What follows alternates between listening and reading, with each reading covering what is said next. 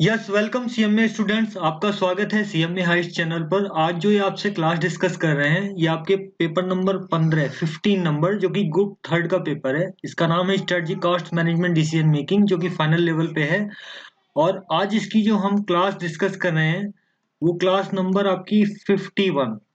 ठीक है, class number कौन सी है? 51, 51। तो ये 51 नंबर जो क्लास आ रहा है ये कहाँ से आ रहा है? ये हम स्टडी नोट को फॉलो कर रहे हैं। तो अभी तक हमने आपको 3 स्टडी नोट्स करा दिए थे अप टू स्टैंडर्ड कॉस्टिंग। अब मैं आपको एक नया आपका टॉपिक है जो कि एग्जाम के व्यू पॉइंट से महत्वपूर्ण है और कॉस्टिंग के व्यू पॉइंट से भी महत्वपूर्ण है। तो we will discuss this topic. Name is ABC, activity cost management. और इसमें और भी, इस स्टडी नोट में तो और भी चीजें हैं जिसमें आपका एबीसी, जिट और ईआरपी है। तो अभी हम 4.1 पे अपने को फोकस करेंगे एबीसी के लिए। ठीक है, एक्टिविटी बेस्ड कॉस्टिंग मैनेजमेंट। अब आई स्टार्ट के why they put the word management है यार। ठीक है, ये मैनेजमेंट आ गया है यहाँ। अभी तक ये कॉस्टिंग की बात हो रही थी लेकिन ये मैनेजमेंट वर्ड इन्होंने यहाँ लिख दिया कि ये एक्टिविटी बेस्ड कॉस्ट मैनेजमेंट है। ओके, अब ये वर्ड का मीनिंग क्या है? क्योंकि देखो आपका, आप अपने अगर इफ यू सी और दिस टॉपिक नेम, जो आपकी बुक है वो क्या है? वो बुक है आपकी डिसीजन मेकिंग की। तो डिसीजन मेकिंग एक अलग हो सकती है किसी प्रोस्पेक्ट में, कॉस्टिंग कुछ और हो सकती है। ठीक है, और फाइनेंशियल रिपोर्टिंग कुछ और हो सकती है। तो यहाँ जब हम मैनेजमेंट की बात कर रहे हैं तो ये जो एक्टिविटी बेस्ड कॉस्टिंग है ये बेसिकली किसके किसके व्यू से इंपॉर्टेंट है? ये मैनेजमेंट के व्यू से इंपॉर्टेंट है। तो मैनेजमेंट के काम आती होगी ये, तभी इसको मैनेजमेंट यूज करेगा। ठीक है, वही हो सकता है ये मैनेजमेंट को फायदा करती हो, बाकी भी फायदा करती होंगी, लेकिन ये वाली टेक्निक्स क्यों आई? ये वाली टेक्निक्स इसलिए आई कि आपकी जो ट्रेडिशनल टेक्निक सिस्टम थे, जो आपके नॉर्मल वो होते थे, उसमें कुछ खामियां रही होंगी। तो मैनेजमेंट को क्या क्या डिसीजन लेने हो सकते हैं? मैनेजमेंट को आपके प्राइसिंग के डिसीजन लेने हो सकते हैं। ठीक है, प्राइसिंग के डिसीजन लेने पड़ सकते हैं। प्रोडक्ट मिक्स को लेकर डिसीजन लेने पड़ सकते हैं आपको। ठीक है, प्रोडक्ट मिक्स को लेके। अच्छा, और क्या हो सकता है? कुछ कुछ मतलब ऑपरेशन को आप क्या करो? ऑपरेशन को आप मतलब आप कंटिन्यू करो या डिसकंटिन्यू करो। ठीक है, कंटिन्यू और डिसकंटिन्यू। ठीक है, इसका डिसीजन लेना पड़ सकता है। और क्या डिसीजन लेना हो सकता है? मेक और बाई का डिसीजन लेना पड़ सकता है। कोई चीज हम खुद बनाएं या बाहर से खरीदें। तो इस तरह के डिसीजन लेने में आपकी जो है एक्टिविटी बेस्ड कॉस्टिंग हेल्प करती है। ठीक है, हेल्प क्या करती है? इसमें काफी इसका रोल है। एक्टिविटी बेस्ड कॉस्टिंग क्यों पिक्चर में आई? क्योंकि जो आपकी ट्रेडिशनल कॉस्टिंग थी, ट्रेडिशनल कॉस्टिंग में जो मेथड थे उसमें आपके प्रॉब्लम कहाँ पे आती है? प्रॉब्लम क्या होती है कि जो डायरेक्ट कॉस्ट है, जो आप डायरेक्ट कॉस्ट होती हैं और जो आपकी इनडायरेक्ट कॉस्ट होती हैं। ठीक है, इनडायरेक्ट कॉस्ट होती हैं। तो डायरेक्ट कॉस्ट को तो आसानी से अब उसको बिल्कुल असाइन किया जा सकता है, एलोकेट किया जा सकता है। झगड़ा आता है इनडायरेक्ट कॉस्ट का, कि इनडायरेक्ट कॉस्ट को हम एक से बहुत सारे मेथड हो सकते हैं इसको इसको अपोर्शन करने के, इसको वहाँ एलोकेट करने के। There may be so many reasoning, so many method which may be used, right? तो वहां पे क्या होता है कि कॉस्ट का स्ट्रक्चर डिस्ट्रॉय हो जाता है, क्योंकि इनडायरेक्ट टैक्स में, सॉरी, इनडायरेक्ट कॉस्टिंग में जो ओवरहेड्स हैं आपके, इनडायरेक्ट जो कॉस्ट हैं उसमें आपके जैसे ओवरहेड्स हैं बेसिकली, उन ओवरहेड्स को ट्रेडिशनली आप क्या करते थे? ट्रेडिशनली आप एक किसी बेस पे उसको अपोर्शन करते हैं। किसी बेस, जैसे आपका मशीन आवर हो सकते हैं। ठीक है, लेबर आवर हो सकते हैं आपके। ठीक है, या आप कह सकते हैं कि as a percentage of prime cost, इस तरह का कुछ रेशनल बनाते हैं आप। और इसको एक ब्लैंकेट रेट से आप इसको इसको अपोर्शन कर देते हैं। अल्टीमेटली जो जो भी आपकी यूनिट्स होती हैं या जो आपकी आउटपुट बनती है ना, उसमें पहले एक काम करने से शुरू पहले एक रेट ढूंढ लेते हैं और जितनी रेट बनता है उसके हिसाब से इस अप्रोप्रिएट बेस पे, जैसे मशीन आवर, लेबर आवर या कोई और दूसरा जो आपने बेस बनाया है, उस पे इसको अपोर्शन करते जाते हैं। तो ये, लेकिन ये क्या होता है, ये डिसीजन मेकिंग में कई बार बड़ी डिस्टॉर्ट पिक्चर बड़ी ही मतलब अनरीजनेबल पिक्चर देता है, जैसे आप सवालों में आगे भी देखेंगे। एक्टिविटी बेस्ड कॉस्टिंग क्या क्या चाहता है बेसिकली, वो ये कहता है कि ये जो आपके जो ओवरहेड्स हैं इसको और प्रिसाइजली एलोकेट करना, और प्रिसाइजली का मतलब क्या है भाई, एक ये पर्टिकुलर रेट पे, लेकिन इसमें ओवरहेड्स जो आप अगर देखोगे तो बिजनेस में ओवरहेड्स ऐसा तो होते नहीं एक कोई ओवरहेड हो, इसके भी 50 कंपोनेंट हो सकते हैं इस ओवरहेड के। भाई यहाँ तो हाँ आप सिंपल एक किसी बेस पे इसको, यहाँ इसको कॉस्ट को एकुमुलेट करते चले जाते हो, इधर उसको एलोकेट कर देते हो। लेकिन ओवरहेड्स को अगर और प्रिसाइजली हमें उसका ट्रीटमेंट देना हो, है, क्योंकि जितना प्रिसाइजली आप ट्रीटमेंट देंगे उतना आपका डिसीजन मेकिंग मजबूत होगी। तो आप देखो बहुत सारे जो फंक्शन हैं, बहुत सारे जो फंक्शंस हैं, जैसे आपकी जो इनडायरेक्ट कॉस्ट में आपकी प्रिक्योरमेंट है, परचेजिंग है, फाइनेंस है, क्वालिटी कंट्रोल कॉस्ट है, मार्केटिंग कॉस्ट है, और बहुत सारी जो चीजें हैं, तो उनको अगर आप उनको आप आइडेंटिफाई कर लें, और उनको आइडेंटिफाई कर लें, जैसे उसको आप क्या मानेंगे इस केस में, एक एक्टिविटी मान लेंगे, एक्टिविटी मान लेंगे, ठीक है। तो उस चीज को आप एक्टिविटी मान लेंगे, जैसे मान लो फॉर एग्जांपल परचेज परचेज करना पड़ता है आपको, परचेज करना एक एक्टिविटी है, ठीक है, जिसके ओवरहेड्स आते हैं, इसकी वजह से ओवरहेड्स आते हैं। मान लो मैं सिंपल एक एग्जांपल लेता हूँ कि परचेज डिपार्टमेंट है, एक एक कंपनी के अंदर क्या डिपार्टमेंट है, परचेज डिपार्टमेंट है, ठीक है। ओके, ये परचेज डिपार्टमेंट क्या करता है, ये परचेज डिपार्टमेंट ऑर्डर देता है, ठीक है, सामान खरीदने के ऑर्डर देता है। जितना इसको कौन डिपार्टमेंट देता होगा, इसको रिक्वायरमेंट कोई डिपार्टमेंट देता होगा, प्रोडक्शन वाला, ठीक है। ये कहता हो भाई मेरे लिए ये सामान खरीद दो, तो ये बाजार से उसका कोटेशन वगैरह मंगाता होगा और वेंडर से सामान लेके देता होगा। ये क्या काम करता होगा, ये वेंडर ढूंढता होगा, परचेज ऑर्डर देता होगा, उसको पीओ देता होगा, ठीक है, फिर ये सामान अरेंज करके इसको देता होगा। तो बेसिकली ये किसके लिए काम कर रहा है, ये काम कर रहा है इसके लिए, ठीक है। अब परचेजिंग क्या है, परचेजिंग का ये जो आपका ओवरहेड बेसिकली, और ये काम क्या कर रहा है, ये ऑर्डर प्लेस कर रहा है। ऑर्डर प्लेस करना क्या है, एक्टिविटी है। तो ये एक्टिविटी किसके लिए कर रहा है, ये एक्टिविटी इसके लिए कर रहा है, इस डिपार्टमेंट के लिए। ये डिपार्टमेंट क्या करता है, प्रोडक्शन करता है।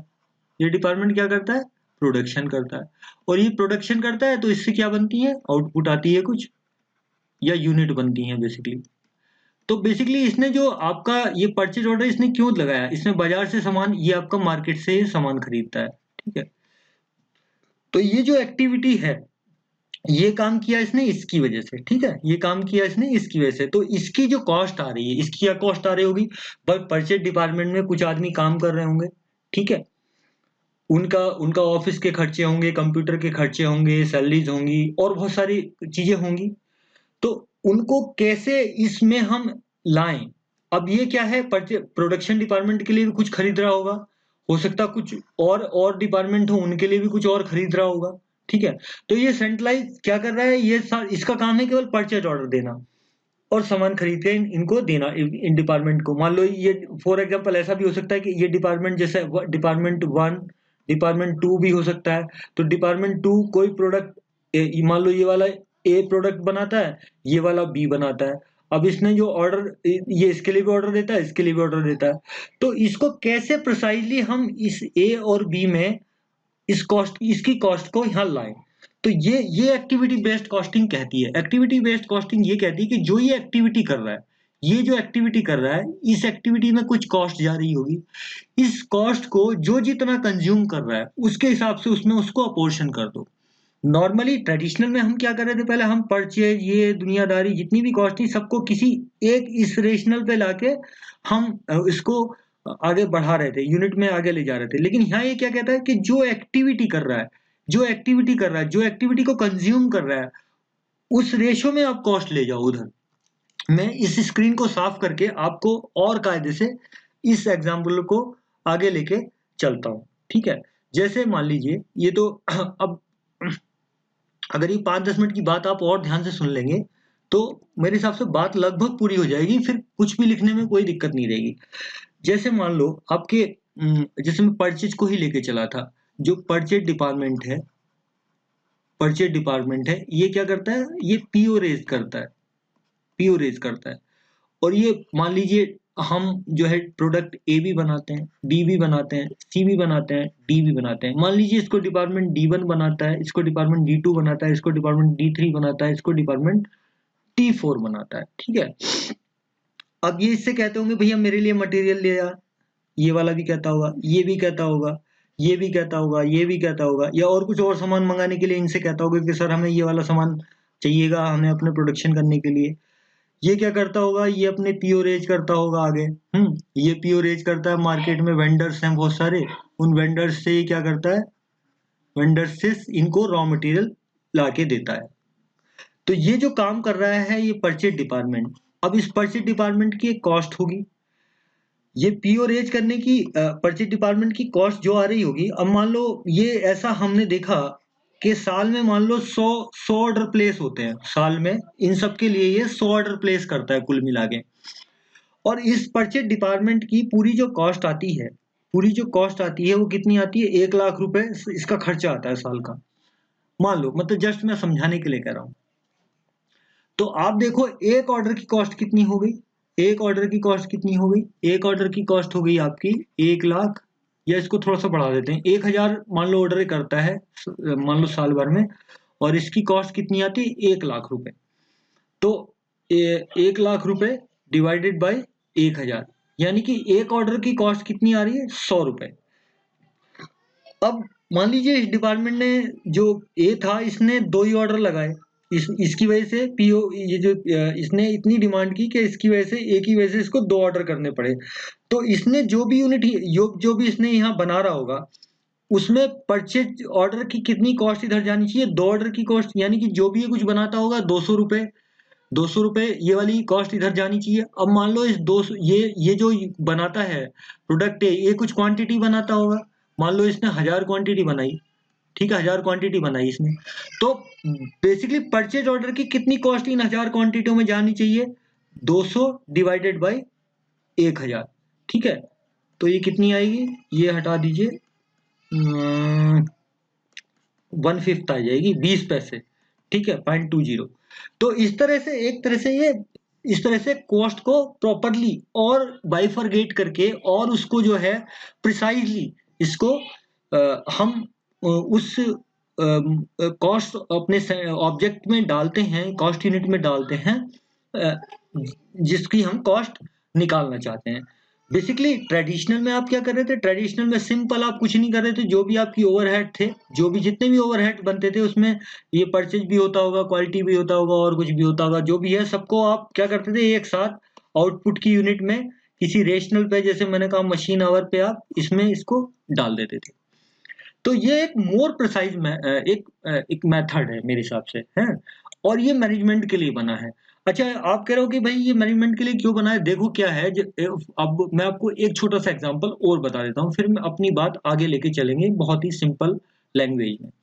ये मैनेजमेंट का मैं क्यों फोकस कर रहा था आपसे, मैनेजमेंट का फोकस इसलिए कर रहा था कि फाइनेंशियल रिपोर्टिंग के लिए अ, जो है आपको ये टेक्निक्स नहीं काम में आएगी, क्योंकि वो इस टेक्निक को नहीं रिकॉग्नाइज करते या नहीं मानते।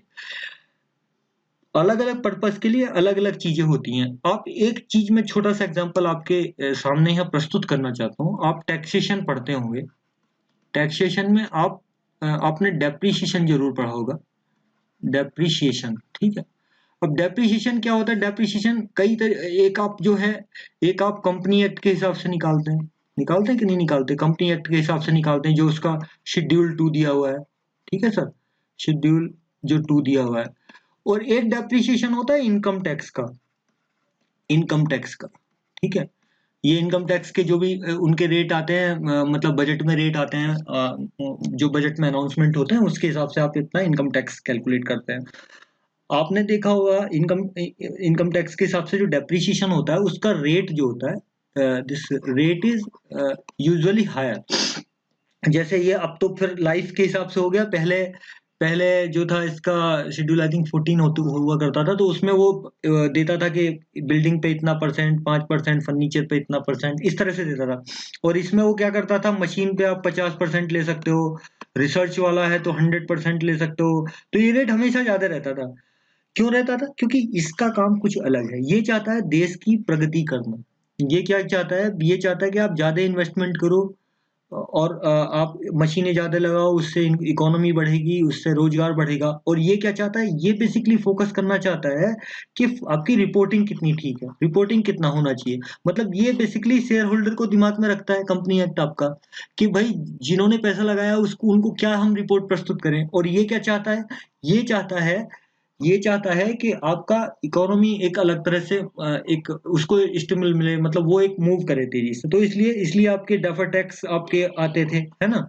चलो एक ये अलग मुद्दा हो जाएगा, इसको ज्यादा हम डिस्कस नहीं करते। मैं सिर्फ ये कहना चाह रहा हूँ कि ये जो केवल मैनेजमेंट ही इसको यूज करता है, ये रिपोर्टिंग पर्पज के लिए ये टेक्निक काम में नहीं आती है, ठीक है। तो इसलिए ये डिसीजन मेकिंग के लिए इंपॉर्टेंट है। अब हम थोड़ी थोड़ी बात पढ़ते हैं। तो देखो, जैसे कहा इसने कि परफॉर्मेंस मेजर करने के काम आती है, डेफिनेटली, क्योंकि हम वहाँ सेगमेंट वाइज देखेंगे कि कौन एक्टिविटी कितनी कंज्यूम कर रहा है। जो एक्टिविटी जितनी कंज्यूम करेगा उसके हिसाब से उसकी कॉस्ट को एलोकेट कर देंगे।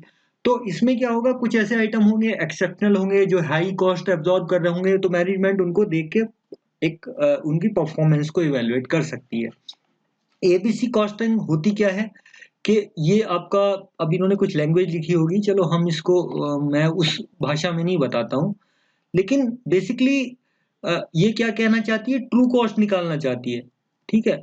Activity cost is method for developing the cost estimate in which the project is subdivided into discrete quantifiable activities और वर्क यूनिट। जो मैंने आपको कहा कि आप जो ये डिस्क्रीट, मतलब discrete quantifiable activities, basically activities में क्या है, आप एक्टिविटी की कॉस्ट को देखते हैं।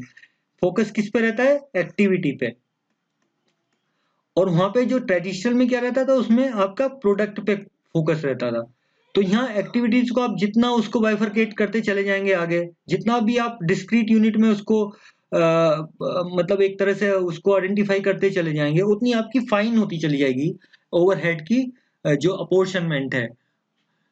तो वो क्या करता है, वेरियस कॉस्ट कैलकुलेट करता है जैसे आपकी, और उस कॉस्ट को असाइन कर देता है कॉस्ट ऑब्जेक्ट पे, ठीक है। जैसे आपकी बहुत सारी सर्विसेज या प्रोडक्ट आप जो भी बना रहे हैं उनमें वो असाइन हो जाता है। तो ये बात इसकी हो गई, ठीक है। अब ये आपकी लिमिटेशन क्या थी कि भाई आपका ये जो लिमिटेशन ये क्यों सिस्टम आया, क्योंकि आपका ये मैनेजमेंट को बहुत ज्यादा इंफॉर्मेशन नहीं दे पा रहा था।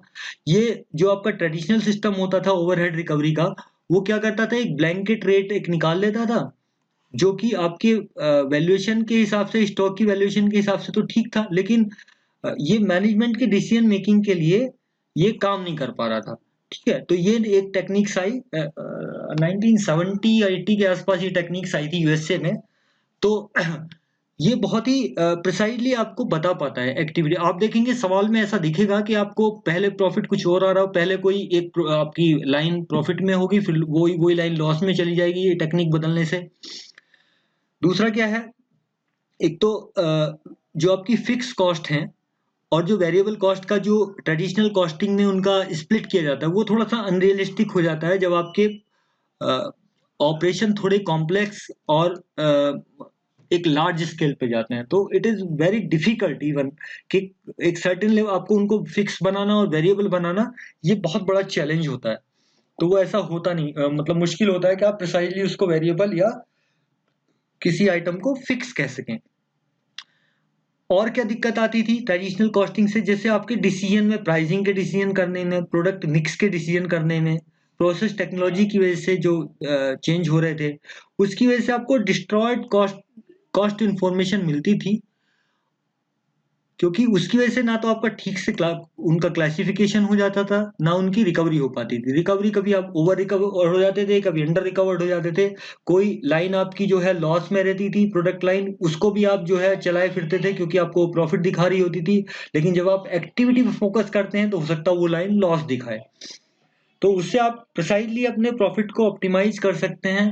आप अपने जो आपके जो ड्रेन सेंटर हैं, ड्रेन सेंटर का मतलब जो आपके ऐसे चीजें हैं जो आपकी वैल्यू को इरोड कर रहे हैं, जो प्रोडक्ट, उनको आप उनको शट डाउन कर सकते हैं, उनके ऑपरेशन को डिसकंटिन्यू कर सकते हैं। मोर प्रॉफिटेबल जो आपके लाइंस हैं, प्रोडक्ट्स हैं, उनको आप और ज्यादा थ्रस्ट कर सकते हैं। और अपनी जो आपके प्रोडक्ट जहां भी आपकी ओवरहेड्स वगैरह ज्यादा हैं, उनको भी आप मैनेजमेंट उनको मतलब उस पे काम करके उसको लिमिट में ला सकता है, ठीक है। तो ट्रेडिशनल कॉस्टिंग सिस्टम जो था वो आपकी इंफॉर्मेशन को प्रोडक्ट लेवल पे फोकस करता है, जबकि जो आपकी ये एक्टिविटी है, ये एक्टिविटी लेवल पे इसको फोकस करती है। तो ये क्या प्रोडक्ट लेवल पे फोकस करने पे क्या होता है था कि आपको एक हिस्टोरिकली आपको इंफॉर्मेशन मिलती थी, ठीक है। लेकिन चूंकि अब आपका इतने कॉम्प्लेक्स ऑपरेशन है, इतने डायनेमिक ऑपरेशन है कि आपको कंकरेंट आपको मतलब इंफॉर्मेशन चाहिए, तो उसकी उसमें आपको फिर डिले जो हो जाएगा वो डिसीजन मेकिंग के लिए आपको नुकसान करेगा। तो इसलिए इन्होंने बताया कि भाई मैनेजमेंट और फाइनेंशियल मेजरमेंट दोनों के लिए इनको इंटीग्रेट करने की जरूरत है, ठीक है। तो एबीसी की फिर कॉन्सेप्ट आई। अब एबीसी की कॉन्सेप्ट जैसे मैं आपको पहले समझा चुका हूं कि भाई इसमें ये एक्टिविटी फोकस करता है कि जो भी आपके सर्विस डिपार्टमेंट हैं बहुत सारे, ये बहुत सारी एक्टिविटीज कर रहे होंगे, और इन एक्टिविटीज को ये जो आपके प्रोडक्शन डिपार्टमेंट्स हैं जैसे ये कंज्यूम कर रहे होंगे, और ये कंज्यूम करने के बाद कुछ इनकी प्रोडक्ट्स लाइन होंगी, ये इनको कंज्यूम करके कुछ बना रहे होंगे। तो इसमें दो स्टेज में हम काम करते हैं। फर्स्ट स्टेज में क्या होता है कि जो आपके इनका पूल बनाते हैं, बेसिकली जितने भी आपके सर्विस डिपार्टमेंट हैं, जैसे ये सर्विस डिपार्टमेंट कौन कौन से हो सकते हैं, मान लो एक क्वालिटी कंट्रोल हो सकता है, QUALITY क्वालिटी कंट्रोल हो सकता है, ठीक है। ये आपका मान लो परचेज हो सकता है, परचेज, ठीक है। ये आपका और क्या हो सकता है, ये आपका मान लो एक इंस्पेक्शन वाला हो सकता है, कुछ है इंस्पेक्शन हो सकता है, कुछ मान लो ये मटेरियल हैंडलिंग का हो सकता है, ठीक है। मटेरियल हैंडलिंग करता है ये, ठीक है। स्टोर्स हो सकता है, ये स्टोर सभी के लिए काम करता है, इन चारों डिपार्टमेंटों के लिए काम करता है। तो इसकी स्टोर की कॉस्ट कैसे हम इसमें यूनिट में सही से लाएं, है ना। तो ये काम हम कैसे करते हैं, पहले तो हम क्या करते हैं, इन प्रोडक्शन डिपार्टमेंट ने कितनी इसको कंज्यूम किया। जैसे फॉर एग्जांपल स्टोर की जो कॉस्ट आई, या एक काम इसको और आसान से मटेरियल हैंडलिंग से आपको अच्छे से समझ में आएगा। मान लीजिए मटेरियल हैंडलिंग का एक एक डिपार्टमेंट है जो मटेरियल हैंडल करता रहता है।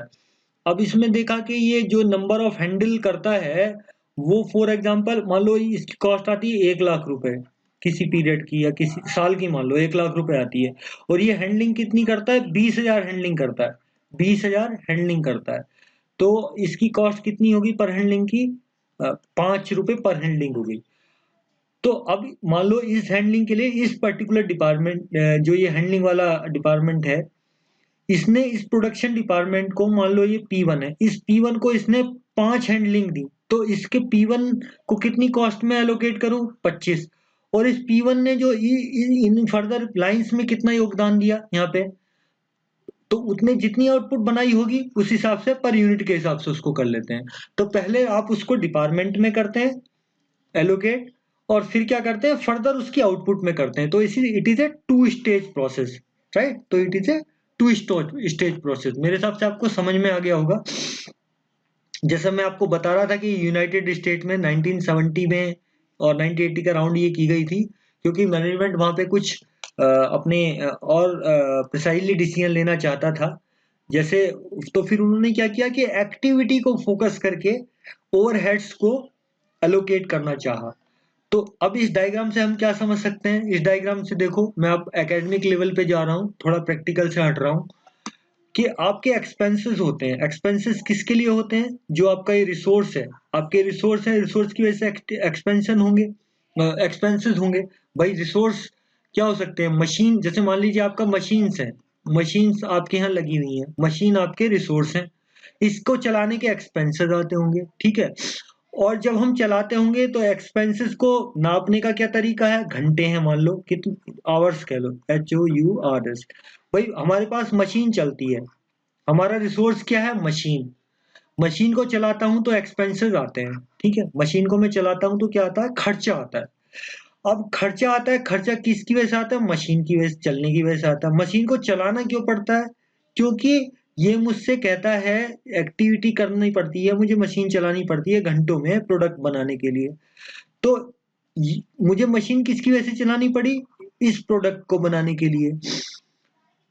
तो इस एक्टिविटी का ड्राइवर जो है, मान लो ये घंटा आ गया, कि भाई जितने घंटे चलाऊंगा उतना मशीन का एक्सपेंस आएगा। तो जितना मैंने प्रोडक्शन यहाँ किया उस घंटे के हिसाब से इस मशीन की जो कॉस्ट आ रही है वो मैं इसको यहाँ ले आऊंगा, ठीक है। तो ये बेसिकली एक बेसिक प्रोसेस है इसका। बाकी इन्होंने सीमा की टर्मिनोलॉजी भी यहाँ लिखी हुई है, तो इन्होंने इसको थोड़ा सा पढ़ लेते हैं सीमा की टर्मिनोलॉजी को।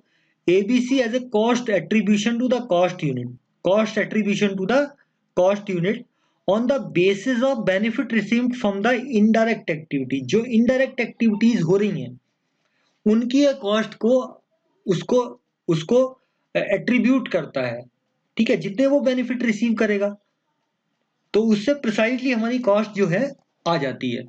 अच्छा, बाकी और भी डेफिनेशन दे रखी है, ये कोई बहुत ज्यादा अच्छी इक्वेशन नहीं है, आप इसको देखना चाहें देख लें, इसमें कोई खास समझने वाला है नहीं। अब मैं आपको इस डायग्राम को आपको थोड़ा सा और बता देता हूँ, हालांकि मैंने ये आपको ऊपर भी डायग्राम सिमिलर नेचर का ही था। तो यहाँ इसको एक्टिविटी बेस्ड कॉस्टिंग के प्रोसेस को हम एक ग्राफिकल प्रेजेंटेशन में समझने की कोशिश करते हैं कि हम इसको कैसे समझ सकते हैं, ठीक है। फिर अभी आज कोशिश करेंगे कि एक दो सवाल भी जरूर कर लें हम, जिससे कि हमें आपका कुछ और पता चल जाए कि रियल में हम क्या कर रहे हैं। कि जैसे मैंने आपको पहला बताया कि 2 स्टेज प्रोसेस है। कैसा प्रोसेस है? 2 स्टेज प्रोसेस है। तो सबसे पहले तो एक्टिविटीज के पूल बनाते हैं। मान लीजिए एक्टिविटी क्या है, फॉर एग्जांपल आपकी एक्टिविटी क्वालिटी कंट्रोल हो सकता है, इंस्पेक्शंस हो सकते हैं, मशीन सेटअप्स हो सकता है, ठीक है, मटेरियल हैंडलिंग हो सकता है, परचेज ऑर्डर हो सकता है, ये सब एक्टिविटी है। तो जितने भी एक्टिविटी हो रही है, मान लो ये एक एक्टिविटी है, फॉर एग्जांपल ये परचेज ऑर्डर है, तो परचेज ऑर्डर जितने भी होंगे उसकी कॉस्ट हम इसका एक पूल बनाएंगे जितनी भी कॉस्ट हो रही है। और जितने भी आपके फॉर एग्जांपल जैसे इसकी एक कॉस्ट होगी और ये कुछ काम कर रहा होगा, तो जो काम कर रहा है ये काम क्या कर रहा है, परचेज ऑर्डर दे रहा है, इसकी वजह से इसकी कॉस्ट आ रही है।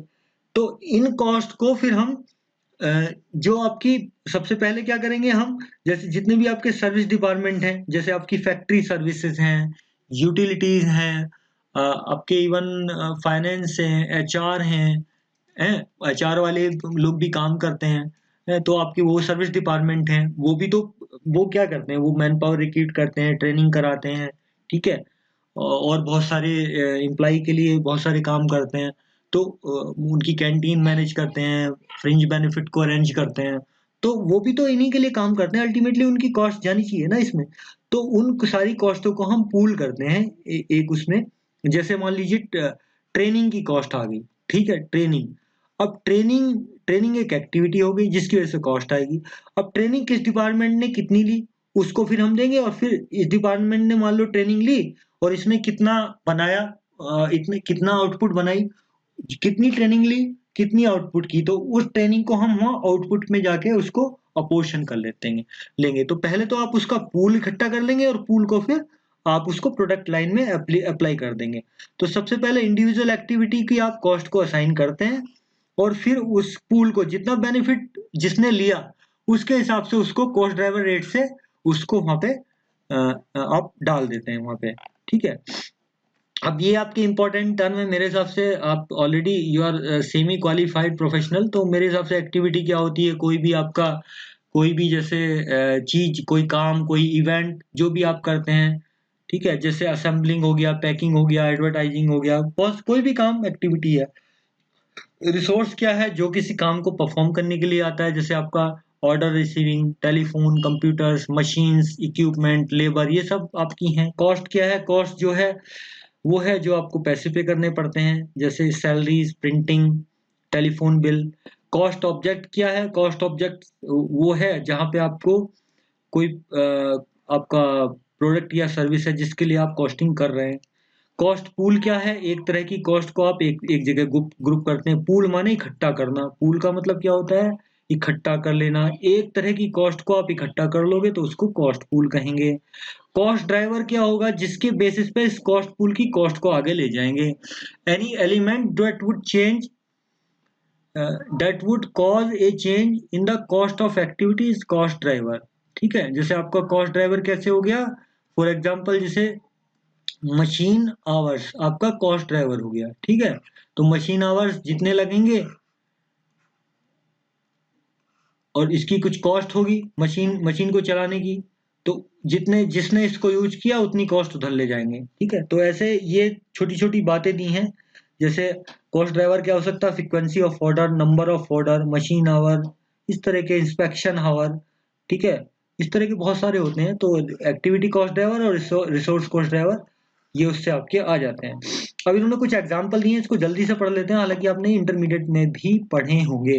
चलो एक्टिविटीज क्या है, जैसे कंसल्टिंग है, इसमें क्या क्या यूज हो रहा होगा, रिसोर्स क्या यूज होगा, कंसल्टेंट बैठे होंगे, कंप्यूटर बैठे होंगे। इसमें कॉस्ट पूल कैसे बनेंगे, एम्प्लाई के पूल हो गए और मेंटेनेंस हो गया इनका। भाई एम्प्लाई की सैलरी देनी पड़ती है कि कंप्यूटर का मेंटेनेंस वगैरह करना पड़ता होगा। तो कितने कितने कंसल्टेंट उनके अटैच हुए, कितने उन्होंने जो है टाइम स्पेंड किया, ये कॉस्ट ड्राइवर हो सकता है। लेजर प्रिंटिंग, इसमें प्रिंटिंग स्टाफ होगा, प्रिंटर होगा। इसमें कॉस्ट पूल क्या हो सकता है, कलर की कॉस्ट, प्रिंटिंग स्टेशनरी वगैरह हो सकती है, कितने पेज आपने प्रिंट किए उसके हिसाब से इसको, जितने पेज कोई प्रिंट करेगा, जितने पेज को यूज करेगा उतनी कॉस्ट यहाँ दे देंगे। अकाउंट एंड एडमिनिस्ट्रेशन, इसका क्या हो सकता है, जैसे स्टाफ होगा वहां पे, उनकी सैलरी पे करना पड़ेगी। अब इन्होंने नंबर ऑफ कितने अकाउंट कितनी बार प्रोड्यूस करे, किसके लिए किए, उसके हिसाब से उसकी कॉस्ट ले जाएंगे उधर। कस्टमर सर्विस में जैसे टेलीफोन स्टाफ आपका, कॉल सेंटर्स हैं, टेलीफोन आप है वहाँ स्टाफ है, उसके टेलीफोन के बिल्स आते हैं, उनके सैलरी आते हैं, ऑफिस एक्सपेंसेस आते हैं। तो उनको हम कैसे एलोकेट करेंगे, कितने ऑर्डर दिए, ठीक है, कितना टाइम स्पेंड हुआ, इस तरह का। आर एन डी में क्या होता है, आपके इक्विपमेंट हैं, रिसर्च हैं, उनकी salary, maintenance cost, material cost. तो कितने प्रोजेक्ट आपने किए वहां पर सैलरी में, कितना टाइम आपने स्पेंड किया उस, और उसका और बेसिस क्या होता है एलोकेशन का, कि टेक्निकल कॉम्प्लेक्सिटीज कितनी है उसमें। तो ऐसे बहुत सारे कॉस्ट ड्राइवर हो सकते हैं। प्रोडक्शन, मार्केटिंग, रिसर्च फंक्शन के कुछ दिए हुए हैं। जैसे प्रोडक्शन के लिए क्या हो सकता है, आपका जो है नंबर ऑफ यूनिट है, नंबर ऑफ सेटअप है। मार्केटिंग के लिए नंबर ऑफ सेल पर्सनल है, नंबर ऑफ सेल ऑर्डर है। आर एन डी के लिए नंबर ऑफ रिसर्च प्रोडक्ट है, पर्सनल आवर यूज कितने हुए हैं, टेक्निकल। ये एक अप्रोप्रिएट बेसिस हो सकते हैं जिसपे हम कॉस्ट को आगे ले जाएंगे। और कस्टमर सर्विस के लिए आपके क्या हो सकते हैं, नंबर ऑफ सर्विस कॉल कितनी है। तो ये सब आप मेरे हिसाब से पढ़ लीजिए, बाकी कॉम्प्लेक्स हो जाएगा ज्यादा अगर हम उसको करेंगे। अब आपका ये एक छोटी सी इन्होंने बेसिक चीजें बताई है कि एक्टिविटी बेस्ड कॉस्टिंग को हम कैसे समझ सकते हैं। तो ये कॉमन मैन्युफैक्चरिंग के लिए इन्होंने एक एग्जांपल दिया है, the setting up of a production machine running hour. अच्छा, इन्होंने इसको बताया कि कैसे हम टू कंपोनेंट में इसको करते हैं एक्टिविटी कॉस्टिंग को। Let illustrate the concept of activity based costing by looking the two common manufacturing activity. First, the setting up of the production machine for running the batches of product, and second, the actual production of unit of product. We will assume that the company has the annual overhead cost 20 lakh rupees. भाई अब देखो यहाँ आपकी अब reasoning शुरू हो गई है। आपकी ओवरहेड कॉस्ट 2 लाख 20 लाख रुपए है, जिसमें से आपने एक आइडेंटिफाई किया कि 2 लाख रुपए जो कॉस्ट है 20 लाख में से वो किसकी आती है, setting up and production, setting up the production machine. पर प्रोडक्शन मशीन को सेटअप करने की जो आपकी कॉस्ट है वो भी इनडायरेक्ट कॉस्ट है। तो ये टोटल कॉस्ट तो 20 लाख रुपए है, लेकिन इसमें इसमें से आपने ऑफ बीच आपने क्या आइडेंटिफाई कर लिया कि 2 लाख रुपए आपका क्या कॉस्ट है, setting up the production machine है। ये आपने आइडेंटिफाई कर लिया। During the year the company expect to perform 400 machine setups. कितने सेटअप बनाएंगे ये, 400 सेटअप करते हैं इस 2 लाख कॉस्ट में। तो पर सेटअप की कॉस्ट कितनी आ जाएगी इस हिसाब से आप देखोगे, तो आपकी 2 लैक्स डिवाइडेड बाई 400 तो कितनी आएगी, 500 रुपीज। यानी कि एक सेटअप करने की कॉस्ट कितनी आएगी, 500 rupees. Okay, let's also assume that the batch size very considerably. अब ये जो कॉस्ट आई है, एक बैच को सेटअप करने की कॉस्ट आई है, इसमें एक बैच की क्या है कॉस्ट है मशीन सेटअप की, लेकिन जो बैच बनता है, ठीक है, जो बैच बनता है उसमें प्रोडक्शन कुछ भी हो सकता है, 500 भी, प्रोडक्शन का साइज मतलब अलग अलग भी हो सकता है। कितना बनाते हैं वो इसमें डाटा शायद कहीं दिया होगा कि नहीं दिया होगा, लेकिन ये बैच में ये यूनिट बनाते हैं, एक बैच में कुछ यूनिट बनाते हैं, दूसरी में हो सकता है कम बनाते हो ज्यादा बनाते हो। The total cost setup is calculated to be 500, जो हमने ये निकाल दी है 2 lakhs of cost per year divided by the 400 setup per year. Under activity based costing, 2 lakh of the overhead will be viewed at the batch level cost. ये batch level cost क्या क्यों हम देख रहे हैं, क्योंकि भाई हमने क्या करना है, जो आपकी 2 लाख जो कॉस्ट है, 2 लाख जो कॉस्ट आ रही है किस वजह से आ रही है, आपको मशीन सेटअप करने पड़ते हैं 400 सेटअप करने पड़ते हैं पर बैच के लिए, 400 सेटअप करने पड़ते हैं। तो आप देखो कि एक बैच के लिए कितना कॉस्ट आएगा आपका 500 रुपए, यानी कि एक बैच के लिए सेटअप कॉस्ट कितनी आएगी 500। अब इस बैच में जो आपने ये बैच के लिए ये कॉस्ट हो गई, इसमें आप कितनी यूनिट बनाएंगे ये एक अलग मुद्दा है। भाई आपने बैच के लिए जो काम था वो तो कर लिया, आप तुम कितनी बनाओ, 200 बनाओ 500 बनाओ वो तुम्हारी मर्जी है। तो ये सेकंड लेवल की जो एलोकेशन है वो आगे समझेंगे हम, ठीक है। तो ये क्या कह रहा था, this means the 2 lakh rupees, 2 lakh जो कॉस्ट है मशीन सेटअप की, वो first to be allocated to the batches, है ना, of the product to be manufactured, जिसको हम स्टेज 1 कहेंगे, जो ऊपर भी हमें दिखा रहा था, and then assign to the units of the production in each batch as referred in the stage 2। तो ये 2 स्टेज प्रोसेस है जो मैंने आपको कहा, ये कितना स्टेज प्रोसेस है, 2 स्टेज प्रोसेस, 2 स्टेज प्रोसेस, ठीक है। ये क्या है, 2 स्टेज प्रोसेस है। तो फर्स्ट स्टेज में क्या करते हैं, जैसे इस एग्जांपल में हमारा क्या था भाई, 2 लाख जो हमारी कॉस्ट आ रही थी वो हमारे 400 सेटअप के लिए आ रही थी, ठीक है, 400 सेटअप हमें करने पड़ते थे। तो ये आपका कॉस्ट पूल हो गया ये वाला, और ये आपका क्या हो गया, कॉस्ट ड्राइवर हो गया। तो ये बताओ, ये जो 400 बैच के लिए हमें कितनी आपकी कॉस्ट आ रही है, 2 लाख रुपए आ रही है। तो पर बैच के लिए कितनी कॉस्ट आई आपकी, 500 रुपए। तो पहले लेवल की तो एलोकेशन ये हो गई। सेकंड बात ये बची कि ये जो बैच आया, ये जो बैच आया, इस बैच में आप कितनी यूनिट बनाएंगे ये एक अलग मुद्दा है। अब ये कह रहा है if batch is of 550 unit, अब इस बैच में आपने अगर 50,000 यूनिट बनाई तो एक यूनिट पे कितनी कॉस्ट एलोकेट होगी इसकी, मशीन सेटअप की, मशीन सेटअप की कितनी कॉस्ट उसमें हम ले जाएंगे, कितनी ले जाएंगे, 500 डिवाइडेड बाय 5000, यानी कि 10 पैसे, ठीक है, 0.1 रुपीज, ओके। और अगर आपने ये 5,000 यूनिट बनाई तो क्या होगा, तो इसकी कॉस्ट कितनी ले जाएंगे एक यूनिट में, 500 डिवाइडेड बाय 500, तो कितनी आ जाएगी, 1 रुपए पर यूनिट, ठीक है। तो ये सेकंड लेवल की आपकी जो सेकंड लेवल की एलोकेशन होगी। फर्स्ट लेवल की एलोकेशन क्या थी, बैच लेवल पे आएंगे, फिर बैच लेवल से फर्दर इसको ले जाएंगे आगे। For simplicity it is assume that the remaining 18 lakhs जो है वो manufacturing overhead is caused by the production activities and correlated with the companies 1 lakh machine our. कह रहा जो वो 20 आपके जो एग्जांपल में कहा था ना कि 20 लाख आपका ओवरहेड कॉस्ट है, तो उसमें से 2 लाख तो इसने अलग निकाल ली, किसकी, मशीन सेटअप की, मशीन सेटअप की, ठीक है, मशीन सेटअप की। तो रिमेनिंग 80 लाख जो कॉस्ट बची है वो इनने कहा कि कंपनी वाइड है, इसको हम आगे बाइफरगेट नहीं कर सकते। ये कह रहा है कि इसको हम मशीन के घंटे के हिसाब से जैसे ट्रेडिशनली यूज करते थे, एलोकेट करते थे हम अपने ट्रेडिशन सिस्टम में कॉस्टिंग में, वैसे ही कर लेंगे। तो इसमें 1 लाख मशीन आवर के लिए ये बाकी कॉस्ट रहेगी। For our simple two activity example, let us see how the rate for the allocating the manufacturing overhead would look with activity cost costing, activity based costing and without activity based costing। तो इन दोनों चीजों को जब हमने यहाँ इसको 2 way process किया, ये एक्टिविटी बेस्ड कॉस्टिंग लगाया, और ट्रेडिशनली हम क्या कर रहे होते, ट्रेडिशनली हम क्या कर रहे होते भाई, अभी मैं इसको मिटाता हूँ यहाँ पे, देखो ट्रेडिशनली हम क्या कर रहे होते, जो हमारी 20 लाख की कॉस्ट है, हमारी जो है ये 20 लाख की जो कॉस्ट है, आप देखो ट्रेडिशनली आप क्या कर रहे हैं, मान लो ये मशीन आवर है आपके 1 लाख, 1 लाख मशीन आवर पे आप इसको 1 लाख मशीन आवर पे आप क्या करो, इसको डिवाइड कर दो, तो आपकी क्या आ जाएगी, 20 रुपए पर मशीन आवर कॉस्ट आ जाएगी, और आप जो है उसको यूनिट में सीधे सीधे डाल देंगे।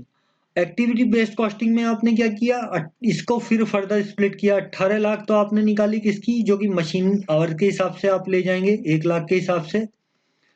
और एक मशीन सेटअप की जो कॉस्ट है वो आपने 2 लाख यूनिट 2 लाख निकाली, जो कि आपको इसको पहले तो आप बैच लेवल पे ले गए हैं, और फिर बैच लेवल से फिर किसको लेवल पे ले जाएंगे, उसको यूनिट लेवल पे ले जाएंगे। तो ये इन्होंने विद एबीसी किया हुआ है और एक विदाउट एबीसी किया हुआ है। तो इसको समझते हैं।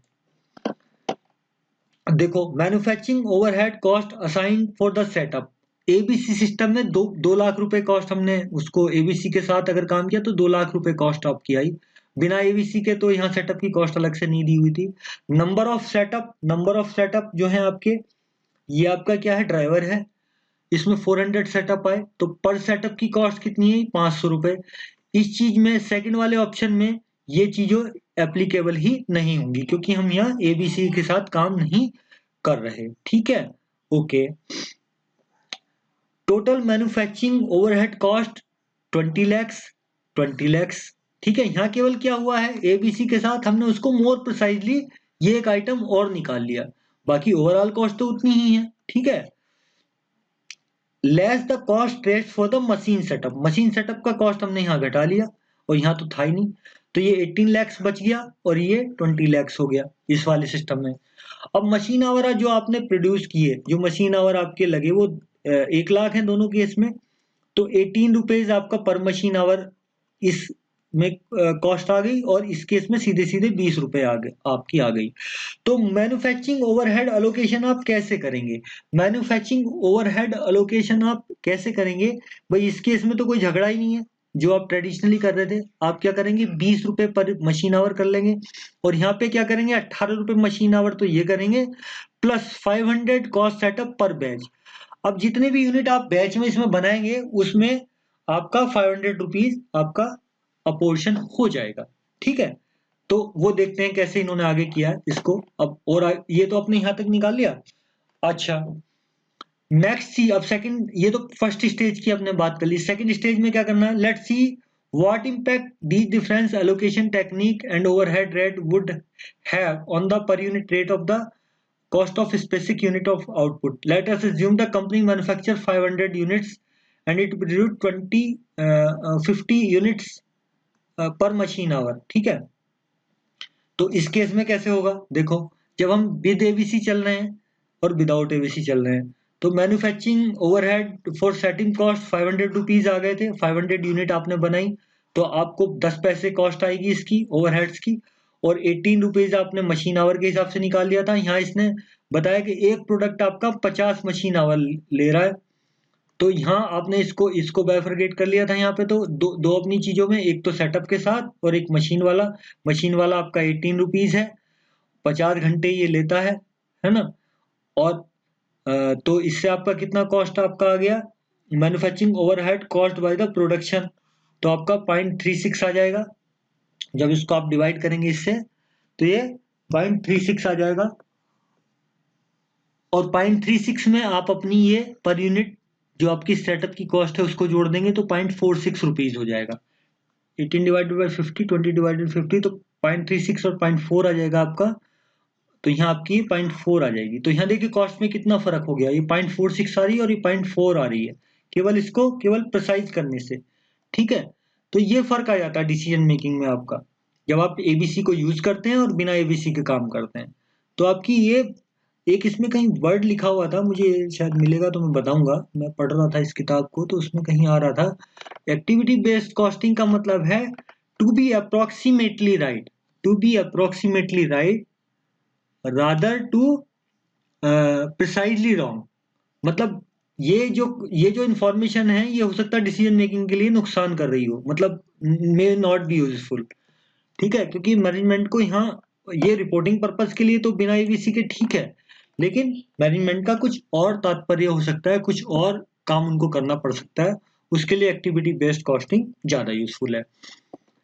तो स्टेजेस ऑफ एक्टिविटी कॉस्ट, जैसे आपको पता है, सबसे पहले आप जो है कॉस्ट ऑब्जेक्ट लेंगे जिसके लिए आप कॉस्ट निकाल रहे हैं, फिर आप डिफरेंट लेवल एक्टिविटी के ढूंढेंगे। अब ये डिफरेंट लेवल एक्टिविटी के कैसे ढूंढेंगे, ये मैनेजमेंट डिसाइड करेगी, क्योंकि कॉस्ट को मेजर करना और प्रिसाइजली मेजर करना की भी एक कॉस्ट है।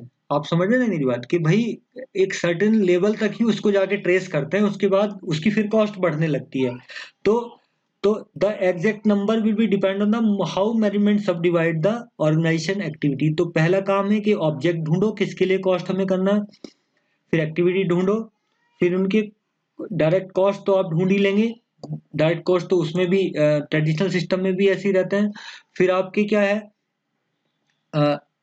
ओवर जो आपकी ओवरहेड एक्टिविटीज है उनको आप जो है रिलेट करो, है spreading the support activity across the primary activity. जो आपकी प्राइमरी एक्टिविटी बेसिकली जो होती हैं जो प्रोडक्शन से डायरेक्ट रिलेटेड होती हैं, और सेकेंडरी एक्टिविटी क्या होती हैं या सपोर्ट एक्टिविटी क्या होती हैं जो प्रोडक्शन को सपोर्ट करती हैं, जैसे एडमिनिस्ट्रेशन, फाइनेंस, एचआर, ठीक है, परचेज, ये सब है।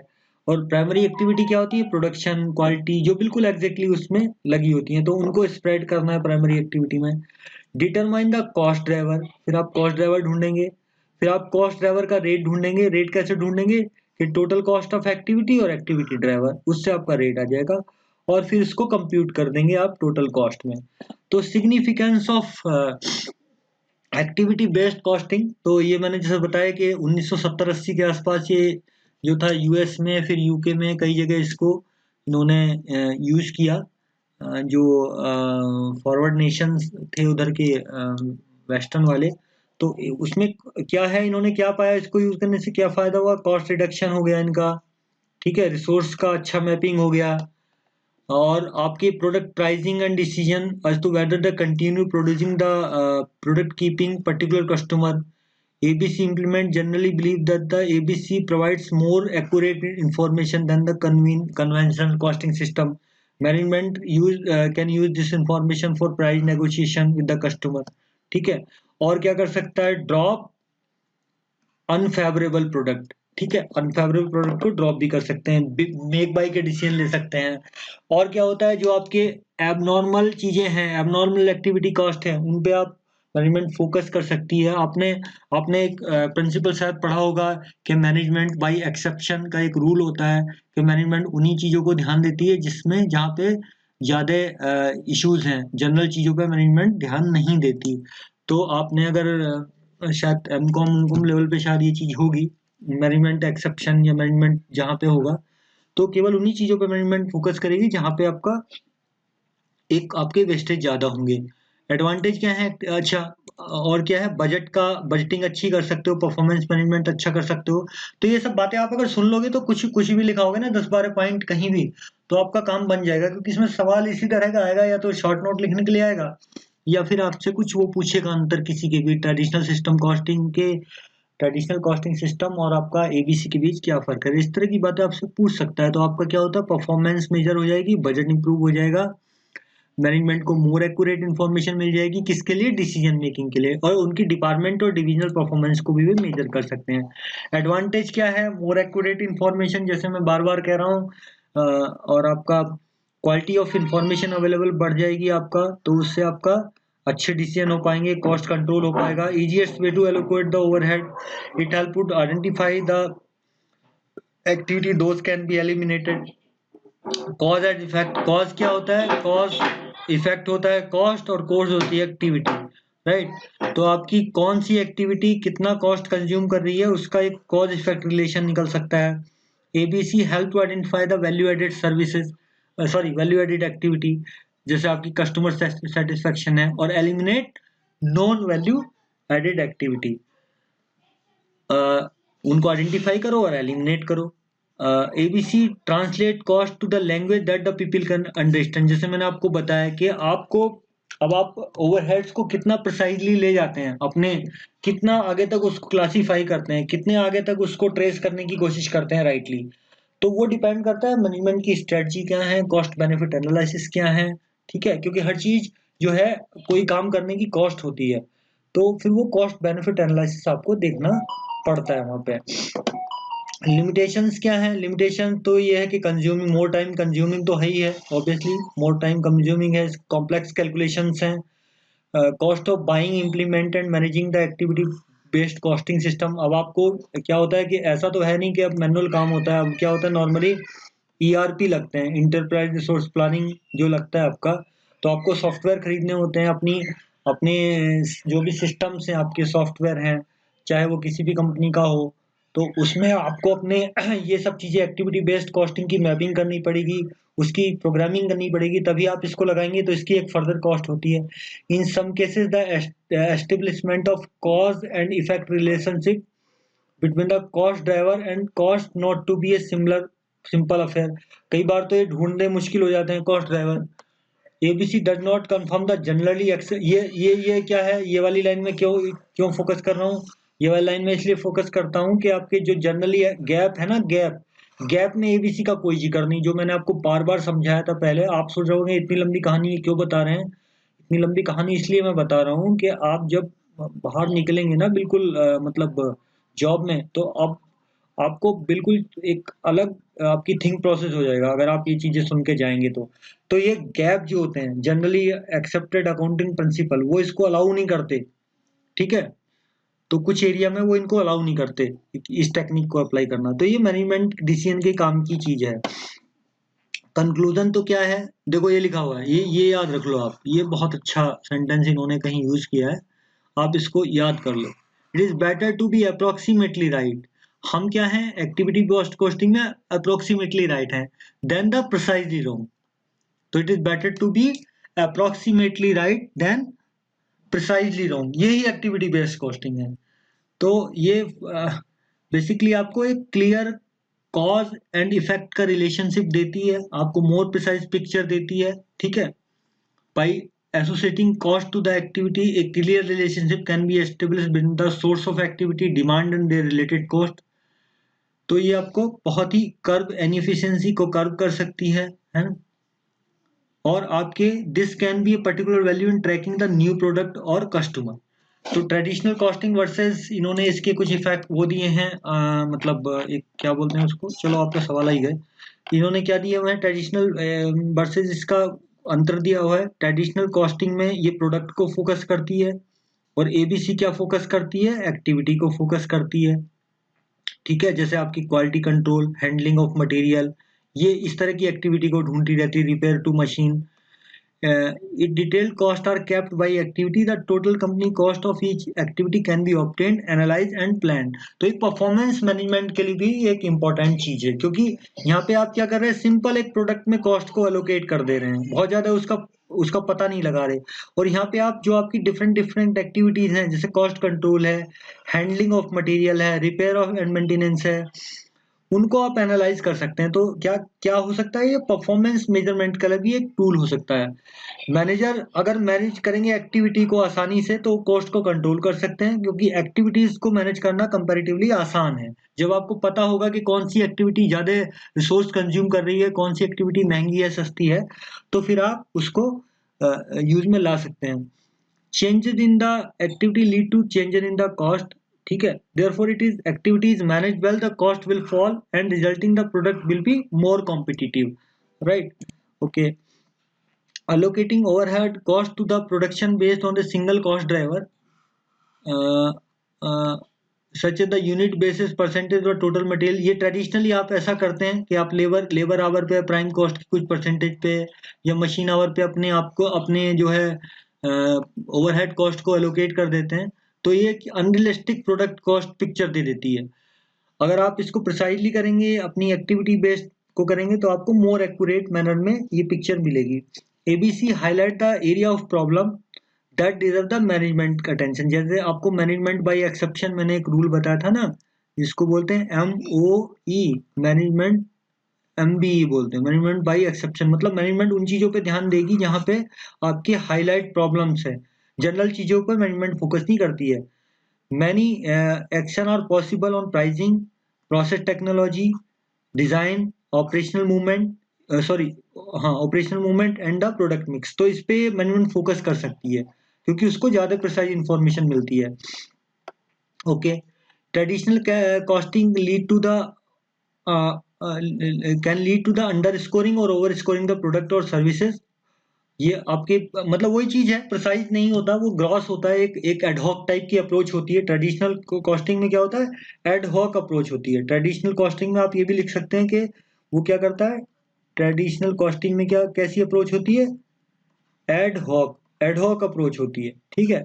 और इसमें क्या अप्रोच होती है हमारी, प्रिसाइज अप्रोच, एक साइंटिफिक अप्रोच होती है। The poor quality of cost information can cause the management to make the poor decision. Obviously आपकी कॉस्ट इन्फॉर्मेशन जितनी एक्यूरेट मैनेजमेंट को पता होगी, उतने वो अच्छे अपने डिसीजन ले पाएगा, प्राइसिंग के, प्रोडक्ट की एम्फेसाइज के, मेक बाय डिसीजन, आपके एक्सेप्टिंग और रिजेक्टिंग द ऑर्डर, ठीक है, या आपके प्रोडक्ट मिक्स को चेंज करना है, किसी लाइन को कंटिन्यू करना है, शट डाउन करना है, ये सब डिसीजन मैनेजमेंट को लेने पड़ते हैं। ABC differ from the traditional system only in respect to the allocations of overhead और डायरेक्ट कॉस्टेज। तो इनडायरेक्ट कॉस्ट का ही ये मेथड है। बाकी में तो डायरेक्ट कॉस्ट तो वैसे ही जैसे असाइन होती थी वैसे ही होती है, सिमिलर मैनर में। Overhead cost are link to the cost object based on the activity. तो ये इट इज एक्टिविटी ओरिएंटेड, और ट्रेडिशनल क्या होता है, प्रोडक्ट ओरिएंटेड। तो देखो, कॉस्ट ऑफ प्रोडक्ट और सर्विस कैसे निकलेगी, तो देखो डायरेक्ट कॉस्ट है आपकी, इनडायरेक्ट कॉस्ट है, इन दोनों को जोड़ेंगे इस तरह से, इससे कॉस्ट असर्टेनमेंट हो जाएगा। कॉस्ट एलोकेशन करते हैं आपका, जैसे वॉल्यूम बेस में जो ट्रेडिशनल सिस्टम में करते थे आप, किसी आपका जो भी आपकी यूनिट आ गई उसके बेस पे कर लेते हैं। और यहाँ पे आपका क्या करते हैं, ड्राइवर के बेस पे करते हैं, ठीक है। तो ये तो it is as similar as the traditional and is driver base. तो ड्राइवर बेस आपका क्या हो सकता है, जैसे आपका मैंने बताया machine hour, quality control, production hours हैं, मेंटेनेंस आवर्स हैं, मटेरियल हैंडलिंग्स है, इतनी इतने जो भी एक्टिविटी है उनके हिसाब से इसको कर सकते हैं। The following figure explain the entire process of cost allocation under ABC. तो एक्टिविटीज जो है आपकी, उसकी कॉस्ट निकालेंगे, फिर उनके कॉस्ट ड्राइवर ढूंढेंगे, और फिर कॉस्ट ऑब्जेक्ट या जिसमें आपको कॉस्ट करनी है वो एलोकेट कर देंगे।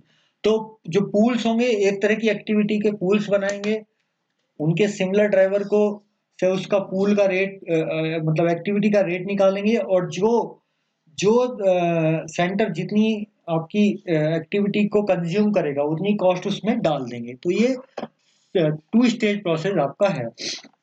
अब मुझे लगता है आपको एक सवाल तो मिनिमम करा देना चाहिए, है, क्योंकि सवाल फिर ज्यादा करने से क्या होगा, लेंथ बढ़ जाएगी क्लास की, फिर और मुश्किल आती है। चलो मैं जल्दी से एक सवाल करा देता हूँ आपको। I believe you understand the basic purpose, basic learning. Illustration 1 को लेके चलते हैं। The budgeted overhead and cost driver of X Y Z are as follow. Material procurement, इसके बजटेड ओवरहेड कितने हैं, 5,80,000, 5,80,000। और इसका कॉस्ट ड्राइवर क्या है, देखो जैसे पहले इस प्रोसेस को समझो कि आपका ये कॉस्ट पूल है। कॉस्ट पूल में क्या है, एक तरह की जो आपकी एक्टिविटीज है उनकी कॉस्ट को एक जगह कर लिया, जैसे मटेरियल प्रोक्योरमेंट।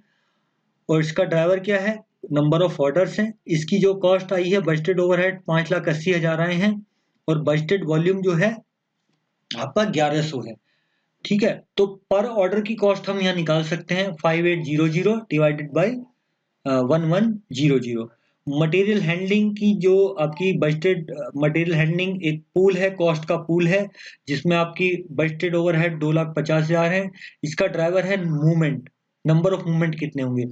तो और इसका वॉल्यूम कितना है, ये वॉल्यूम किसका है, इन मूवमेंटों का, इन ऑर्डर्स का ये, ठीक है। तो ये पर ऑर्डर का आपका आ जाएगा, पर ऑर्डर आपकी कॉस्ट कितनी आ जाएगी, 2,500, 2,50,000 मतलब 2,50,000 डिवाइड बाई 680। तो आपका पर आपका पर मोमेंट कॉस्ट आ जाएगी। सेटअप कॉस्ट कितनी है आपकी, सेटअप एक पूल का नाम है, और इसकी जो बजटेड कॉस्ट है वो कितनी है, 4,15,000।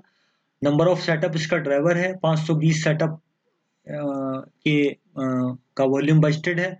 तो पर सेटअप कॉस्ट कितनी आ जाएगी, 4,15,000 डिवाइडेड बाई 520। मेंटेनेंस जो है एक पूल है, इसमें 9,70,000 इसकी बजटेड कॉस्ट है। मेंटेनेंस आवर इसका ड्राइवर है, और ये इन ड्राइवर्स कितने होने हैं, ये मेंटेनेंस आवर्स कितने बजटेड हैं, 8,40,000, सॉरी 8,400। तो इसको पर आप निकाल सकते हैं, 9,70,000 डिवाइडेड बाई 8,400। क्वालिटी कंट्रोल एक अगेन पूल है, ठीक है। और इसका जो कॉस्ट ड्राइवर है वो नंबर ऑफ इंस्पेक्शन है। इसकी बजटेड कॉस्ट जो है 1,76,000 है, बजटेड वॉल्यूम 900 है। तो इससे आपका 1,76,00 आपका ये डिवाइडेड बाई 900। मशीनरी आपका एक कॉस्ट पूल है। इसका बजटेड ओवरहेड जो है वो 7,20,000 है। इसका ड्राइवर जो है वो मशीन आवर है, और कितने मशीन आवर बजटेड हैं? 24,000। तो पर मशीन आवर की cost 7,20,000 divided by 24,000। The company has produced the batches of 2600 component of AX15. AX15 is the name of product. Don't confuse with it. It's not a, इन्होंने कोई 2600 component इन्होंने produce किए हैं। Its material cost was 1,30,000 and labour cost is 2,45,000। The usages activity of the set batch is as follow. Material के order 26 इन्होंने लिए हैं। इन 2600 unit बनाने के लिए 2600 मटेरियल के इन्होंने ऑर्डर लगाए हैं। मेंटेनेंस आवर्स इनके 690 आए हैं, 690 आए हैं, ठीक है, ओके। मटेरियल मूवमेंट 18 हुए हैं। इंस्पेक्शन आपका जो है वो कितना हुआ है? 28। सेटअप 25 हुए हैं। मशीन आवर्स 1800 हुए हैं, ठीक है। क्या करना है? Calculate cost driver rate. तो कॉस्ट ड्राइवर रेट तो मैंने आपको निकाल के बता ही दिए थे। ये कॉस्ट ड्राइवर रेट तो यहाँ निकल ही आएंगे सारे। Cost driver rate that are used for tracing the appropriate amount of the overhead to set batch and ascertain the cost of batch component using the activity based costing। तो आपका जो cost driver का rate है, cost driver rate का rate तो क्या आ जाएगा? सीधे सीधे इसको इससे डिवाइड कर दो। इस कॉलम के जो डाटा हैं उसको इससे डिवाइड कर दो। मतलब इसको ये डिवाइड करो, यहाँ ये डिवाइड का निशान लगाओ, यहाँ डिवाइड का निशान लगाओ, यहाँ डिवाइड का निशान लगाओ, यहाँ डिवाइड का निशान लगाओ, यहाँ लगाओ और यहाँ लगाओ, तो ये आपके आ जाएंगे। तो इन्होंने कहीं निकाल के भी दिखाए होंगे, मैं देख लेता हूँ। देखो ये निकाल के दिखाया हुआ है इन्होंने ना। जैसे computation of cost driver rate आपका सिंपल, जो ये कॉलम का डाटा है इसको इससे डिवाइड कर दो, तो ये तो आपका आ गया। तो आपका पहला जो था वो काम हो गया है। सेकंड काम क्या है? सेकंड काम है and ascertain the cost of batch. तो 2600 यूनिट का जो बैच बनाया है उसमें कितनी कॉस्ट आएगी? तो देखो मटेरियल कॉस्ट तो इन्होंने डायरेक्ट दी हुई है, लेबर कॉस्ट भी डायरेक्ट दी हुई है, केवल जो ये रिसोर्स कंज्यूम किए हैं उसकी कॉस्ट निकाल दो। तो हमने जैसे एक ऑर्डर की कॉस्ट निकाली थी, इन्होंने 2600 ऑर्डर लिए, तो 26 ऑर्डर की का 527 इंटू 26, ठीक है। मेंटेनेंस आवर इन्होंने 690 लिए, तो मेंटेनेंस आवर 690 इंटू 15, 115, ठीक है। मटेरियल मूवमेंट इन्होंने 18 की है। मटेरियल मूवमेंट आपका ये मटेरियल हैंडलिंग 368 है, तो 368 इंटू 18। इंस्पेक्शन इन्होंने 28 की है, तो इंस्पेक्शन का ये क्वालिटी कंट्रोल होगा 196 इंटू 28। सेटअप इन्होंने 25 की है। सेटअप है, एक सेटअप का कॉस्ट है 798, तो 798 इंटू 25। और मशीन आवर इन्होंने 1800 यूज किए, तो मशीन आवर का रेट कितना है? मशीन आवर का रेट है ये रहा 30, तो 30 इंटू 1800। तो ये आपके ओवरहेड आपके आ जाएंगे। और इनको क्या करो फिर, जितनी आपकी ये टोटल आ जाएंगे, और इनको क्या करो फिर 26 जो यूनिट बनाई 2600 से डिवाइड कर दो, तो पर यूनिट आपका आ जाएगा। इन्होंने कैसे किया देख लेते हैं। इन्होंने कैसे किया देख लो, वही किया जो मैं बता रहा हूँ। मटेरियल कॉस्ट तो डायरेक्टली यहाँ दी हुई है 1,30,000 दी हुई है। लेबर कॉस्ट 2,45,000 दी हुई है, तो just they post paste this data. तो इससे प्राइम कॉस्ट हो गई। प्राइम कॉस्ट आप जानते ही हैं, प्राइम कॉस्ट तो मटेरियल की कॉस्ट और लेबर की कॉस्ट को मिला के ही प्राइम कॉस्ट कहते हैं। अब आपके जितने ही ओवरहेड्स थे, तो जो भी आपके ओवरहेड्स थे उसमें मटेरियल ऑर्डर में मैंने बताया था 26 इंटू 527 ये आ जाएगा, 18 इंटू ये आ जाएगा, और 25 इंटू 798 ये आ जाएगा, 690 इंटू 115 ये आ जाएगा, और क्वालिटी कंट्रोल की आपकी 28 इंटू 1965488 आ जाएगा। मशीनरी आपकी 1830 ये आ जाएगा। तो ये सब आपके ओवरहेड जोड़ दीजिए, और इसमें फिर ये प्राइम कॉस्ट को जोड़ेंगे तो आपकी टोटल कॉस्ट आ जाएगी, कितनी आ जाएगी? 5,54,114। वो कई बार पर यूनिट भी पूछ सकता है, पर यूनिट का नहीं निकालना तो इसको इससे डिवाइड कर दो, 54114 डिवाइडेड बाई 2600, ठीक है। तो इस तरह से आपका ये, मैं आज एक ही सवाल करा रहा हूँ, प्रोबेबली इसको नेक्स्ट क्लास में चारों सवाल करा के इसको खत्म कर देंगे। ये बहुत छोटा टॉपिक है, तो तब तक के लिए नेक्स्ट क्लास में मिलते हैं। Thank you very much, right.